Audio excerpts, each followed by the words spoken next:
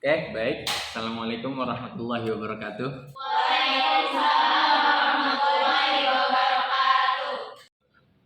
Oke, semuanya. Materi hari ini kita akan membahas tentang madhab-madhab hukum, tapi sebelumnya ada yang tidak masuk. Ada Pak, yang pertama itu si Alvan, terus sama si Adinda, nah si Rafiki itu katanya izin tengah karena ada urusan terlebih dahulu.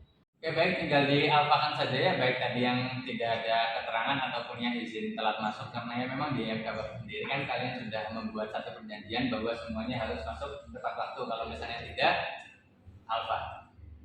Langsung saja materi hari ini Bapak akan menerangkan tentang madhab-madhab dalam ilmu hukum, di mana madhab itu secara bahasa itu kan artinya aliran ya. Aliran dalam ilmu hukum itu ada banyak sekali. Yang pertama itu ada madhab yang disebut dengan madhab utilitarianisme.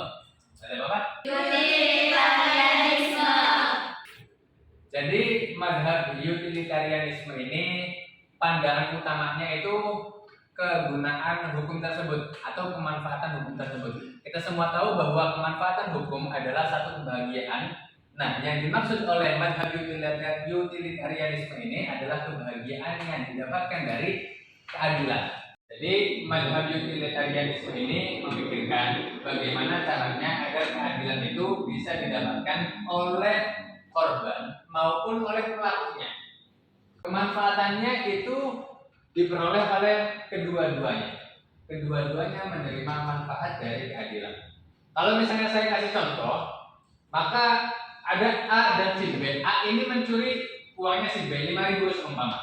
Maka kemudian dengan ditegakkannya satu hukum, maka si B ini mendapatkan satu kemanfaatan, yaitu dia akan merasa aman untuk kedepannya agar uangnya tidak hilang lagi. Jadi menurut madhab utilitarianisme, ini apabila kemudian ada satu hukum yang belum bisa memenuhi kebahagiaan baik buat korbannya ataupun buat pelakunya, maka hukum tersebut kemudian bisa direvisi, bisa diberatkan atau bisa juga dengan diringankan. Apabila kemudian hukum tersebut itu masih belum bisa mencegah pelakunya untuk berhenti melakukan kesalahan, maka hukum tersebut harus untuk diberatkan. Kira-kira seperti itu. Sebelum ke madhab selanjutnya, barangkali ada yang mau ditanyakan tentang madhab utilitarianisme.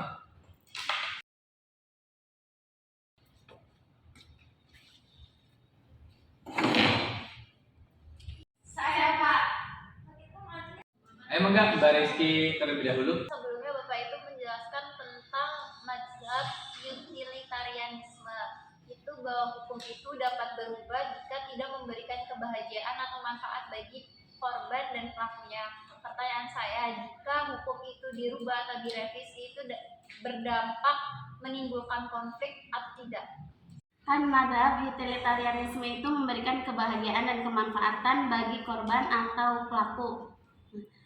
Kalau misalkan pelaku tersebut merasa terbebani akan hukuman dari korban, itu gimana?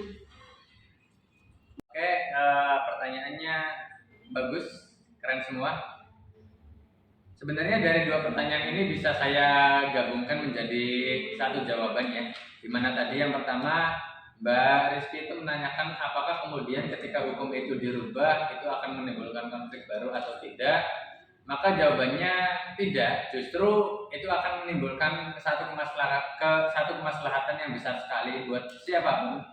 Kalau misalnya saya umpamakan ada seorang koruptor di satu negara yang kemudian hukumannya ternyata dengan dia korupsi sebesar 2 triliun rupiah, dia hanya dihukum 2 tahun penjara.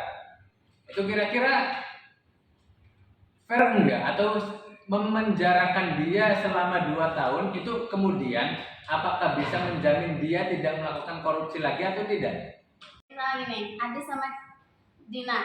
Nah, Adis tuh ngambil uangnya Dina. Nah, kan apa tuh namanya di utilitarianisme itu sama-sama menguntungkan kan? Yeah. Nah, sama-sama membahagiakan juga pokoknya gitu lah. Nah, sedangkan kalau misalkan Adisnya yang ngambil korban pelakunya yang ngambil itu merasa terbebani akan hukuman dari korban, itu gimana? Saya kira untuk kasus ini si pelaku itu yang satu terkena hukum, yang satu terkena kewajiban. Kalau mengembalikan uang itu bukan hukuman, tapi kewajiban dia untuk mengembalikan uang 5.000 tersebut. Nah, hukumannya itu ya 20 kali push up. Maka dari itu ya seperti itu. Kalau misalnya dia push up saja tanpa mengembalikan uang misalnya, ya maka dia menerima hukuman, tapi dia juga pada saat itu tidak melakukan kewajibannya dalam mengembalikan uang tersebut. Kalau misalkan nih, apakah dengan mengembalikan uang saja itu tidak cukup? Kan sama-sama lebih menguntungkan, malah nggak ada pihak yang lebih untuk hukumannya. Tapi kalau misalnya lebih, misalnya dihukum ngembaliin 5.000 tapi push up-nya 200 kali seumpama. Nah, ini terlalu memberatkan. Kenapa kemudian? Karena saya kira dengan hanya disuruh push up 20 kali, 30 kali, saya kira dia tidak akan mengulanginya lagi. Dan kalau misalnya dengan 20 kali, 30 kali saja bisa membuat dia tidak mengulanginya lagi, kenapa kita harus menghukumnya dengan 200 kali push up? Kecuali memang dia tidak bisa dilakukan dengan cara seperti itu. Oke, saya cukupkan pelajaran hari ini.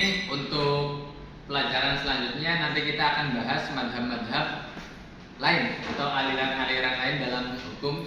Terima kasih atas waktunya. Assalamualaikum warahmatullahi wabarakatuh.